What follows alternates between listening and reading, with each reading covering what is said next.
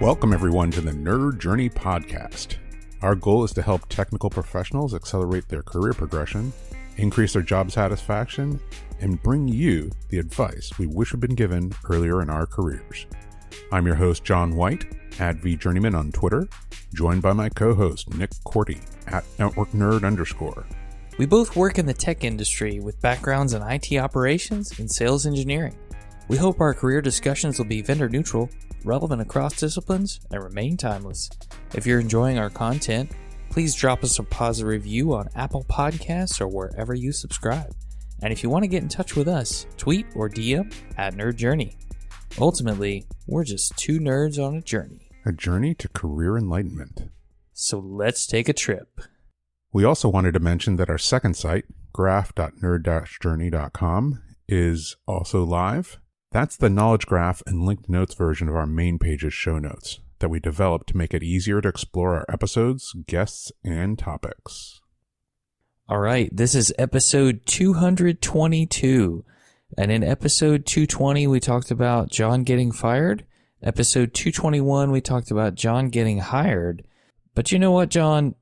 As I was thinking about it, I had some follow-up questions on that interview process that you went through and how it may have aligned to some of the guidance that we gave out back in our Career Foundation series, speaking of interviews in episode 205 and 206.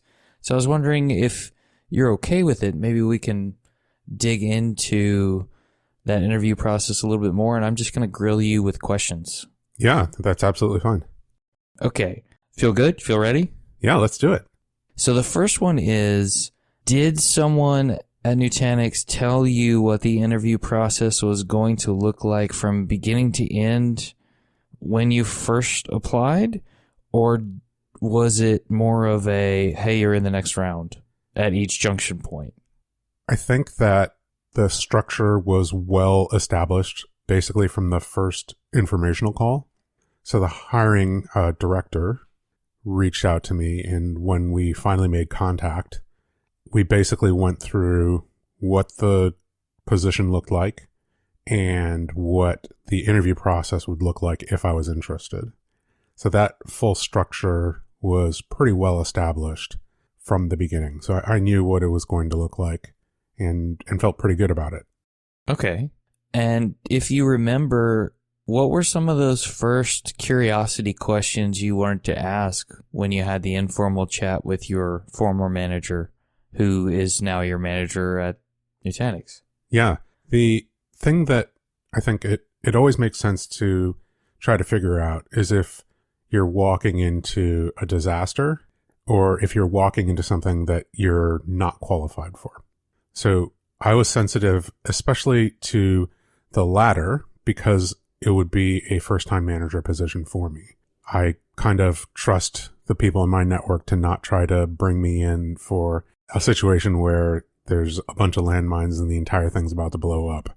That kind of doesn't make sense, right? That if you have somebody in your network reaching out to you, it's usually because they have a problem to solve, but not, they generally don't try to solve their problems while the ship is going down and they're trying to leave, right? So that wouldn't make any sense. So I kind of trusted that. I mean, of course, it always makes sense to ask questions about, the opportunity to make sure that, you just do your due diligence. That, I wouldn't ever advocate like not making sure that the situation is a good one. Yeah, because at this point, after that formal or that informal first conversation is really just you deciding whether it makes sense for you to apply. Yeah, there's probably two things going on. It's always two ways, right? So of course for me, part of it is, what is the actual opportunity? Is it a good opportunity? Is it a good fit for me? And the hiring manager is always trying to figure out, similar things. Is this person actually interested? Would it be a good fit? My gut instinct to reach out to them and ask them if they were interested in this process, made me think that it was a good fit, but maybe we haven't worked together for a while. Maybe we don't know how we've grown in the intervening years. So all of that stuff needs to come into play. So, there's always a two-way evaluation. Always. Well, that leads me to my next question. Since you had worked for this boss before, maybe there's a level of comfort, right? There's some rapport. You had a good experience before. Your boss had a good experience before. That's why you're talking this time. Is there any concern or level of nuance to consider in the fact that each of your experiences have differed since that time, and you would be coming back to work in the same way again, right? You would be the direct report to your manager, right? They would be the manager again. Are there any nuances that people who might be going into that situation need to think about that maybe you thought about during this process? Sure. I had no idea what went on, at the job after I left. So again, maybe we went in different directions, and, the level of trust and the working rapport that we had, needs to be rebuilt or needs to be re-examined or any of those things. Like, that is, I think, basic due diligence. But I think you also, like, going into the process, I had a level of trust that, what I knew of my former manager was probably still true.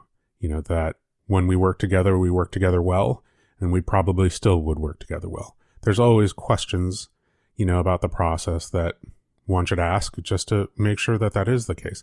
What are the expectations? Like, how, that this would be a first-time managerial position for me. How would I succeed at that? Is there anything that you can do to help me succeed at that? Like setting me up with mentorships from people that, you think could help me make that transition. That's the kind of, basic, I think, set of questions that one should ask when one is in kind of a growth mode, right? And I would ask those same types of questions if I was going to a new company, right? Or a new role in the same company. Well, obviously, I'm changing roles, so this would be a new set of responsibilities. How do you think I should go about getting help to, come up to speed on this? Or if you're going to a new company, this is a technology that, your version of this technology I haven't covered before. What is your process or your plan for me to succeed? I know what my ideas are, but what are your ideas? Those are always questions that one should ask. Part of that is, kind of a presumptive close. I mean, you heard the way that I asked those questions, like, when I come, what would that look like? Sure. That's just part of being in sales for a while. You just start talking with the people as if you are coming, and then they start thinking about it that way. Well, that's the mindfulness in interviews approach that Brett Hill was telling us about. It's like a psychological Jedi mind trick, if you will. Yeah, and of course, during this process, everybody I talked to was also in sales. So it's not like any of this was a secret to them. And if they did the same thing to me, it wasn't a secret to me. You know what to expect on either side. Exactly. Yeah. So the first chat was an informal one with the person who you would be working for. Correct. And then was there a recruiter involved after this? Were they the next conversation? The recruiter in this case was involved in scheduling and facilitating the calls with the next set of people for this interview structure. All right. So the interview structure was great. The hiring manager wants you to talk to, these 5 people, and here's the schedule for that happening. Generally, we encourage people to ask about a salary range for a position pretty early on just to see if that meets what you're wanting or can accept, right, to meet your needs. Right. So is that something that ended up coming up in the first conversation with your your would-be new manager, or was that saved for later in the process for you? No, I think that was part of my kind of vetting the situation and whether it was appropriate, right? It was, here's kind of what I was making at Google Cloud. And, we just talked about whether that was like within reach for the position. It didn't raise any red flags for them, so we moved on. And then I guess you got information on benefits packages and things like that, whether it's well-being allowance, 401k, insurance, yes, at some point during the process, or? I did ask about that. We kind of chatted about that along the way. I heard about healthcare plan, the retirement. A lot of that information was all in public, actually. So I was able to just read about the benefits that they offered. A lot of public companies will talk about that as part of their overall recruiting, methodology, is to say, this is the kind of benefits package that you would get if you're working here. Don't you think that you should try to find a position here? Ah, okay. And then you mentioned the recruiter is more like a schedule facilitator, coordinator for the interviews themselves with different people. Were they also the ones providing you the feedback you spoke about in the previous discussions we had? Yeah, I think so. I mean, nobody was really giving me direct interview feedback, I think, in real time, but maybe talking about, hey, these are the people. When you're moving forward with a process, you'll probably be talking with these people, and probably want to keep in mind that, for this role, they probably care about this. So you might want to think about having some good ways to talk about your experience with, this point of view in mind. So, that was the two regional directors of sales that I would have been peers with, and then a sales engineering manager who would be a peer underneath the manager, the hiring manager. So that was kind of probably if there was a set of rounds, it was probably those people in the first round.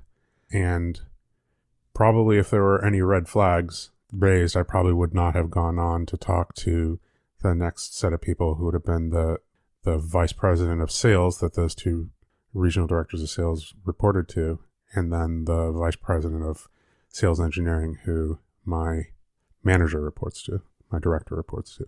I'm guessing that those were kind of the final two, hey, what are you about? Final vibe check, maybe, Sure. And honestly, that structure is fairly typical. If you were to think about it, talking to the managers of the people that you would be working with is very typical as part of a hiring process. So I think for sales engineers, a lot of times one will have a technical interview with a potential peer, and then possibly a salesy type interview with the sales manager of the person that, you would be potentially partnering with. Maybe even an interview with the person that you're going to be pairing with directly, if that's known. If they don't know, then maybe not. And then kind of a final check by going up a level, the sales manager's manager, and then the sales engineering manager's manager, and so those exact things happened in a direct parallel, basically. It was just all one level up because I was interviewing for a sales engineering manager position. Okay. And then as far as once you got to delivery of an offer, what I have seen happen before is you get a phone call from the hiring manager and they tell you the verbal details of the offer and ask you if you intend to accept it or if you need to speak further about it, or maybe that verbal offer comes through the mouthpiece of a recruiter. What was it like for you? I think that was from the hiring manager, the kind of feeling out the shape and the numbers, whether these would make sense. And we talked about it, they made sense. We ironed out, a couple details, but, it was very smooth sailing as far as I remember. Cool. Yeah. So it was, just being upfront about what my expectations were early on, even for it to make sense to move forward, paid off, right? But I think that I want to acknowledge that I feel like I was in a privileged position because, I was coming from a company that was top of market, paid top of market, and then I was earning top of market, there. And then, I'm turning around and going, well, I want to find the right position, not just the first position or any position, right? So becoming a first-time manager was enough of a take a deep breath before saying yes to it that I needed to make sure that it was the right fit, that the compensation made sense, and that the opportunity made sense. And so all of those things were things that I was kind of making sure of along the way, and that allowed me to be upfront about it, and then there's, I think to a certain degree, there's a limited pool of people who are appropriate to to apply for these roles. Sure. So, there's a supply and demand issue, but, it wasn't something that made me go, oh, I'm just going to hold out for the absolute maximum money that I can get, right now, because that, in my mind, it puts the hiring manager in an awkward position, because then they absolutely need you to be like a top performer, out of the gate, right? So if you're asking for the same money that like a seasoned, 10-year professional in the position would get, then you need to act like that. And I wasn't. So I didn't necessarily ask for that. I was, kind of confident in myself and confident in the process to be like, okay, from my experience, I wouldn't be up for, say, promotion until after a full fiscal year cycle, right? So I was joining before the fiscal year started, the end or middle or end of a fiscal year. Until I went through an entire, fiscal year with the company, I probably wouldn't be up for a promotion. That was approximately a year and a half for me. And I figured, that is probably a perfect amount of time for me to prove myself, to get up to speed on the skills that I need to kind of execute what it is that I needed to, learn what I needed to execute, and then plan and execute it in that time. And one thing we didn't talk about in the last couple discussions were these interviews remote, in person, a mix of the two? They were all remote. All remote. Okay. Yeah, but that inevitably is what happens in field sales. Not everybody lives in the same city. Sure. Especially when, one's talking to two different, regional directors of sales. Like one lived in the Pacific Northwest and one lived in Southern California. I don't live in either of those places. One of the VPs lived locally, and, I would say loosely locally, like we lived within an hour of each other, and the hiring manager lived within an hour of where I live. So technically we could have, done that in person. It just, I think probably everybody's calendar was so jammed that didn't make sense to make them drive somewhere. Yeah. So we didn't do it that way. And I assume most of these were probably done in some type of meeting with camera on as opposed to just phone call? Yeah. They sent me Zoom meetings, and I was just, I guess I have become a camera on guy from my time at Google Cloud. So I was totally comfortable with that. What about taking notes? What's your advice on, do we take notes during interviews? Do we not take notes? I know I like to take notes during interviews. What's your preference? So I definitely took meticulous notes during the interviews. And that is maybe, again, just something I learned to do at Google. When I was conducting interviews, I had to take meticulous notes of what the people were saying, because I had to base, everything, my evaluations of them based on what they said. And, I always wanted to kind of copy paste those raw notes into a document so that, somebody who had to make a decision could see what I had recorded them saying. And I wanted to be able to go back in these cases and see, if there were any patterns or things that people were asking me that I needed to kind of learn from and prepare for moving forward, understand what they were probing for. And again, for me, if I don't record it, I won't remember it. So, I still have those notes, and I can still go back and look at them and see what they were asking is relevant to what I'm doing today. And it definitely helps. So I would say yes, always record that kind of thing. And was this recording of notes done using the Smart Notes methodology by chance, John? I have to ask. That's interesting. I'm not sure exactly how first person, primary source notes would be handled in that type of situation, but I did record it into Obsidian. So, I was able to create, a structure and links to each of the meetings, and links from those meetings back to a central table of contents so that I could find everything. That definitely helped. I love it. Yeah. Your question about Smart Notes, really, that process would be, did I go back and extract additional learnings from those notes? And the answer to that is that I did not do that. But now that you ask me, maybe I should. It's not a poor reflection on you. I just know that you are very good at following processes that are very helpful when it comes to note takings and Smart Notes. And it was just a curiosity. I'm not saying there's a right or wrong way to do this. Well, I think that, if I wanted to learn something from the structure and the types of questions that I was asked, that would be a really good thing to do. So it's probably something that I will do. There you go. I just gave John homework again. Let's see how much more homework I can give him. I also like to take notes.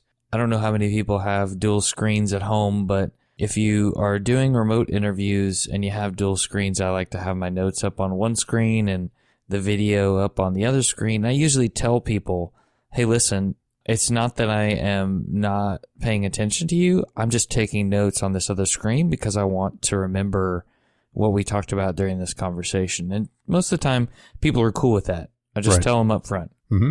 My advice is also, if you are doing an in-person interview, there's nothing wrong with taking notes in that meeting. It might be a little bit easier to do it in handwritten note form than on a PC that you bust out in the office, or like maybe on a tablet that you can write on. It seems like it might get a little bit distracting in that first meeting with someone if it was in person. Yeah, it's an interesting point. Like, I certainly, thinking back, I don't know if I asked for permission to take notes. I always figured that in an interview, it's implied that maybe both sides are taking notes. Yeah, you would think. What I tend to do is not look at the notes when I type. And that's how I learned to touch type anyway. So I'm looking at the camera or at the screen, which approximates the position of the camera while I'm typing. And I don't worry about misspellings or formatting or anything like that. I'm just taking, notes, not worrying about what they look like. I can go back afterwards and fix misspellings or add structure and indentation or things like that, right? So, hopefully it wasn't distracting. You'll have enough there just to give you an idea of what was discussed. It's way better than trying to remember it all after the fact. Exactly. During the interview process, you mentioned that you were able to meet with a potential peer who was also a sales engineering manager that would be your peer if you got the job. What are your thoughts on whether it's appropriate to talk to a team member that you might be managing in that role? My initial gut says probably not, but... Oh, yeah, that's interesting. I think that might not work. It just depends on the organization. What the question would be, like, what would you get out of that? Like, what is it that you're hoping to get out of that situation? And maybe if it was a situation where the hiring manager was somebody I didn't know, and maybe there were red flags about the situation that I wanted to probe a little bit more, maybe I might have asked for that, just to see what they said, or asked for a follow-up interview with the hiring manager to do a little bit more digging to see, how willing they were to answer, specific questions about whatever I felt uneasy about. That never crossed my mind. Like, I definitely wanted to understand the hiring managers and the regional directors' view of the existing people on the team, and as an aggregate, not individually. And that was very helpful to make a decision. Like, the kind of overwhelming guidance that I got was, these are fairly seasoned professionals and they probably don't need a lot of performance management. They might need help and coaching and, assistance brainstorming, as we all do. But, you're not walking into a situation where you're going to need to immediately manage somebody out of the company. Like, that would not be a good situation to walk into, right? So, that was kind of, I didn't even ask that question, but they just volunteered it. So even better. Yeah. I like the fact that you got at least a high level overview of the strengths and weaknesses of the team, because you talked about your own strengths and weaknesses going into this. And I guess you somehow would match up like my strengths and weaknesses and the strengths and weaknesses of the team, and how do we make each other better? Yeah. I think that was pretty important to me. So one of the things that I went into every interview with was, here's what I think that I can bring. I think that I can bring a sense of structure because that's something that I've had to bring to my process. So anybody who's having a problem with structure, I can help them with that. I don't need them to use my structure, but, I can show them what structure looks like, and then they can make their own decision about how to bring structure. I also kind of need, from a managerial point of view, there's always information that one needs about the team's projects. So it always is helpful if there is a mutual understanding of how they are keeping records so that I can get access to those records without having to, pick up the phone or, ask them a question in Slack about, hey, what's going on here? What's happening here? I can just get access to their documentation on what's going on. And then if I have follow-up questions, that's always better. I want to transition to talk about some of the differences in the way you approached speaking with those higher level VPs. Someone who could be your skip level boss or your business partner's skip level boss.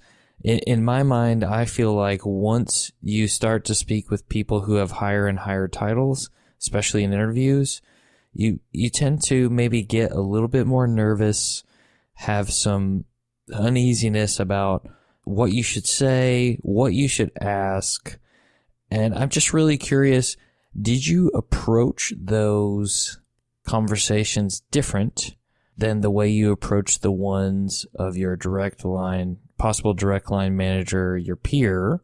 And was the breakdown of the things they asked about, the people at higher levels, different than the breakdown of things that were asked of you at lower levels? Hopefully that all made sense. Absolutely. I don't think that it made me nervous to talk to people with higher titles. In our line of work, that happens. You're an individual contributor, and as a sales engineer, oftentimes you're interacting with customer VPs or VPs at your own company because they have input into, the strategic direction of a product, and, they are giving feedback to you and your sales team on that, or they're delivering that message to the customers and, their executive team. A VP is just a person with a title who has an increased level of scope and coverage. The higher up you go, the less tactical it is and the more strategic their point of view is. So that's something that has kind of sunk in over time. So I just assumed that that was going to be the case as I talked to these people with higher titles. I assumed that what they cared about was more of the strategic direction, and they kind of needed to understand whether I was going to fit into what they saw as their strategic needs. So I just needed to be open and honest with what I was about. I obviously had some assumptions about what their strategic needs were, and then I tailored, my message about who I am to what I assumed that looked like. And then, I was also very candid about asking them about that strategic direction because I felt like that's important for me to know. And maybe their strategic direction, strategic vision would be, at direct odds with what I can provide. And if, somebody said, listen, I just need like everybody, from these managerial positions, down to the first level position to just be cracking the whip and really just, getting as much, activity out of these people as possible. And, that would have been at odds with what I felt like the appropriate thing to do in that position would be. And so that would tell me like it wasn't a good fit. Fortunately, these people were very strategic. They knew exactly the type of, professionals that were reporting up the chain to them, and a lot of trust in that process and that chain of command like came through. Nobody that I talked to really felt or sounded like they needed to exert like kind of micromanagerial control over like tactical details at the frontline level from the vice presidential title. Like that would be a red flag. And so every single time I was talking to somebody was, hey, this is, I'm a first time manager. I will be a first time manager if I get this position. I'm very interested in that role. The more I heard about the company, the more interested I became in the opportunity. And that had to do with culture and their strategic direction of product. And, it just sounded like a better and better opportunity. So, I wanted to obviously make sure that they understood that, but make sure that I needed to get some questions answered. And again, what they considered strategic direction, the strategic opportunity, their vision as leaders, and what they thought that somebody in my position would need to do to be successful.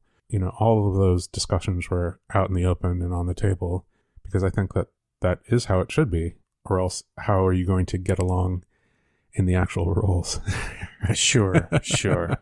Yeah, and I think it also goes back to what Neil Thompson shared with us, that the low-level individual contributor does not always know how to speak to someone at that upper manager, upper executive level. And in your case, you had conversations like that before, or at least with people at those levels, whether it be at the customer or inside the company. What would you say people listening should do to help them get over nervousness of having a discussion with someone with that higher title? Yeah. Oh man, that's such a good question. I think that the first thing to do is to have empathy with that person, empathy for that person. And you need to understand, when I say that, what they probably care about. Like, imagine somebody who's in sales, like a frontline salesperson. Like, that salesperson in our business probably has somewhere along the lines of, say, 5 customers. And that's kind of their reach. The sales manager might have 10 people on their team, so they are managing, the operations for 50 customers. And when that is happening, you lose track of the individual details fairly quickly on everything except maybe the top 5 deals, right? Exactly what an individual salesperson would be keeping in their head is kind of like, oh, here's my 5 deals and my customers. Like, the sales manager probably goes, well, here's the 5 deals that I can remember, right? And then you go up a level, the person who's overseeing that sales manager, sales director, or, regional VP, whatever the title is, they probably only can keep, 5 deals in their head too, right? So it has to be, they can't afford to be tactically involved in every single deal. Right. They just don't have enough time. They don't have the time or attention, right? And they need to steer like a much larger ship. So they're keeping their eye on the strategic direction. They have a leadership direction, like they need to execute things at their level in order to make the kind of day-to-day tactics of their business take care of themselves at the lower level. And then, every once in a while, like, the most strategic deals rise to their level and they need to be involved in approving or negotiating or something along those lines. But, they don't necessarily want to be involved in the day-to-day of every single deal. Like, imagine you go up one level from 50 deals, like, what is it? 150, 200 deals? Like, that, you just can't, that's not possible. Right. And the scope of these people, it could be region of a country, like maybe it's South US, or maybe it's the entire US. Maybe it's the entire US for a specific segment of customer, or who knows, maybe it's multiple geographies, multiple continents. And as the scope increases, the inability to get down to fine-grained details in every single place gets just untenable. Yeah, absolutely. So imagine you do go up that one more level and you have people, different geographies and different segments and maybe different verticals reporting in. So you have a healthcare team for the US, as well as the enterprise team, as well as the commercial team, as well as, like, maybe there's a small business team. Any number of those, any one of those businesses is like a pretty large sales business in and of itself. And so you have to kind of have leaders in those positions that are taking care of that business and are experts in their segment and reporting up to you kind of strategic, vision type details that they're making. Hey, these are the concerns that we have and these are the actions that we took. And you just kind of go, okay, that sounds good to me. Like, that's kind of like the the ideal. And then there's always going to be things where it's like, hey, we're kind of having a larger team discussion about how we, handle this budget. I have some discretionary budget, and why should it go here over here? Like, where's the biggest impact that it can take? And I need input from everybody about that. And it could be, the scope could be a whole business unit. Like if you're talking about a non-technology company, maybe it's a business unit that makes, I don't know, tires or something like that, right? And there's a different business unit that makes the hubcaps that go on the tires, and different business unit that makes the, whatever you call it, that you hook up your compressor to, the little air slot. Anyway, not the greatest analogy, but still, it doesn't have to be a business unit at a technology company. It could be a business unit at any company as you get higher and higher up the stack, or some kind of general manager of a business within absolutely. the larger organization. I guess maybe we should have said organizational leaders within the company. Right. That makes it sound better. Okay, couple more, John. You talked about the 30, 60, 90-day success plan coming up as a new manager. What's your 30, 60, 90-day plan? You referenced getting some advice from manager tools. So I guess I'm curious to know, how much detail did you go into in terms of writing that out beforehand and communicating it to different people in the process? I think a 30, 60, 90-day plan generally is going to have the same structure. And it kind of falls into a similar pattern for skill acquisition. The first step is imitation. And then the second step is where you start to get to small variations. And then the third step is when you try to inject your innovations. So 30 days is imitation, 60 days is variation, and 90 days is innovation. And in reality, it might stretch out for longer periods than that. Hopefully nothing big needs to happen in the first 30 days. And in every single thing that I've read, the thing that managers need to push back against is, you're hired and the first thing you need to do is fire these people. And that is a terrible situation to walk into. And it also doesn't make any sense, right? Like, apparently the business has created a situation where these people need to be fired based on somebody else's, idea or metrics. And they're hiring you to do that. Like, if that's an important thing to do, then they should do it before you show up. So that would be a giant red flag, right? We need you to come in and fire these people. Like, don't take that job. So it's all about stepping into a situation where you have the breathing space to just let the business continue to operate as it has been operating. So here's, for the first 30 days, let's just keep on doing what we've been doing. If you can learn things in context enough to make small changes for like the next 30 days, then maybe you could make small tweaks. And then if you feel like large changes need to happen, then maybe those can happen, kind of in the 60 to 90 day period. To date, I think this will be my 9th week, something like that. And I'm still at the, very small changes. Like, what context do I have for anything that has gone on that would make me understand all the things that went into having a policy be a certain way? I still don't have that context. Like, people can explain it to me and I can feel like I know, but that doesn't mean that I actually know. How can you not have changed the world yet, John? I expected better.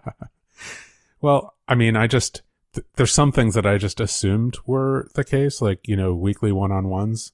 And I just instituted that right away. Like, the small change that I made was like, hey, those need to be 45 minutes and not 30 minutes because I kept on running out of time at 30 minutes. Like, some of that is like my time management. And so maybe that is something that I need to work on. But there's a small variation that I, implemented. Like, there's an example of one. I like that. Okay. Summary question. Mm-hmm. Now that you've been through the process once, what would you tell someone else who is interviewing for a first-time manager role? Wow. You get 30 seconds. No, I'm kidding. I don't know if I'm in a position to offer advice yet.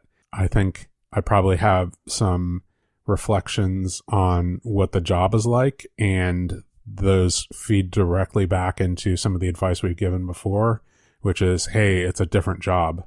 If you're a manager, you're doing a different job than the team that you're managing. A big chunk of my time is spent in meetings with individuals just on a weekly basis, and then meetings with my peers, and then meetings with my peers with their reports and my reports. That can be half my week right there, is just those meetings. Imagine you're on a team, like you might have a team meeting with all of your peers and your manager. And then you might have a meeting like for the status of a project, kind of a cross team project that you're working on. And if you're working on multiples, then you might have those meetings, but that's probably and hopefully less than 5 hours a week. My meetings at that scale, because I have, a team that's reporting to me. So I have, meetings with them individually. I have meetings with them collectively. I have meetings with my manager and my peers. I have meetings with each of the sales teams that my reports are pairing with, and then kind of leadership meetings from the regional sales team. Like it's half my week easily. And when I say half my week, I'm saying like 20 hours, and that presumes that I'm stopping at 40 hours a week. So, that doesn't actually give me time to do any, actual sales engineering, right? But I never thought that I was going to be a sales engineer as a sales engineering manager. What I can do is make sure that my responsibilities up the chain of command as a sales engineering manager, I'm able to do by asking my team to like do certain things in a certain order or a certain way that might not necessarily help them on a day-to-day basis. And it's really just for the sales management. I think that keeping in mind, again, back to the actual question that you asked, the job that you're interviewing for is not the job that you have been doing. And everything that you do as preparation should be about the job that you are thinking about or trying to take in that managerial interview process. So your preparation should be building relationships with upstream managers. It should be understanding what those managers care about, explaining what value that you would be able to bring to managing a team. And that's not necessarily the specific team that you're interviewing for, but like any team in general. Like everywhere I go, I will be able to bring this. What are my strengths? Like when I say, what are my strengths as John, it's some of it is empathy, and then some of it is organizational structure. If I can bring those two things everywhere, then maybe I'll have, the time to think of a third thing. We'll just call that the X factor. Right. I think that's really good. Appreciate that. Last one, John. Mm-hmm. A lot of people, when going through the interview process for something that they got really excited about, put a lot of pressure on themselves throughout the process. Like, I got to get this. This is perfect for me. Especially with news of layoffs and things like that. What would you tell someone they could do, just a couple tips to take a little bit of the pressure off that they're putting on themselves? I definitely have empathy for people who are going through the interview process or who have been laid off. It's traumatic. Even just the decision to make a change, even if you already have a position, that can feel traumatic, to go through the decision to go look for something else. So that's, the first message I have is like, I have empathy for you. The thing, if I were to offer advice on that, I'm not sure exactly whether it makes sense to say, just take the pressure off yourself. Like that doesn't actually help. So let me kind of give my viewpoint on why I think putting pressure on yourself doesn't actually help you. Why, to a certain degree, kind of a Zen level of detachment is what will actually help you. You have to be, and this is kind of, something that I point to all the time. You have to be attached to having a good process. You can have a great interview process and not get the job, and you should be okay with that. What else can you do except have a really good process of preparation, researching the people who are about to interview, following up with them, thanking them, and answering any questions that you might not have been able to answer during the interview that you committed to answering. Any kind of thing that you do as part of your interview process, those are the things that you can control. They might have a better candidate, quite frankly, right? They might make a mistake. You might be the best candidate, and for some reason they make a mistake and hire somebody else. You don't have any control over that. Their decision is something that you cannot control. All you can control is your process. So have a good process and then repeat that process. Document that process. Make sure that that's a process that you can execute over and over and over again, and learn to detach yourself from the company's decision to hire you or not hire you, because that's not where your success is. Your success is, did you have a good process? If they decide not to hire you, that's just a decision that they made that doesn't have anything that it might feel personal, but it is not personal. Right. And it's outside of your control, just like you said.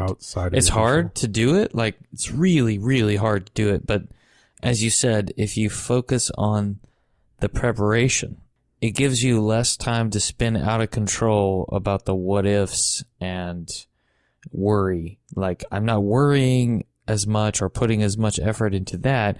I'm putting the effort into the prep. How ready can I be for this conversation? That's what I can control. Yeah, exactly.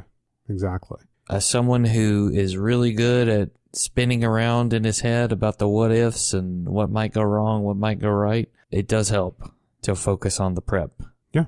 I'm glad that we both have that experience. I mean, and I'll tell you, you might say like, this job is perfect for me, and you might have to go after it like a bunch of times. Like, neither of us was hired as an SE at VMware the first time we applied. Correct. It was more like the fourth or fifth time I applied, I think, and it's not personal. They probably had, like, if you make it to the final choice, that means like you're one of like probably at least two, if not more, people that they all think can do the job really well. Like, they don't break people to like a final round without thinking, oh, this person can do it. And now they're just picking between, nobody's perfect. Where are our strengths as a team, and who can complement the team's strengths the best? Who can maybe plug in a hole here that, we don't have anybody who has expertise in this area or is from this background, or who can do this thing, who has a specialized skill. And it might come down to that. And it's certainly, if you make it to a final round of interviews, is not coming down to, they think that I couldn't do the job.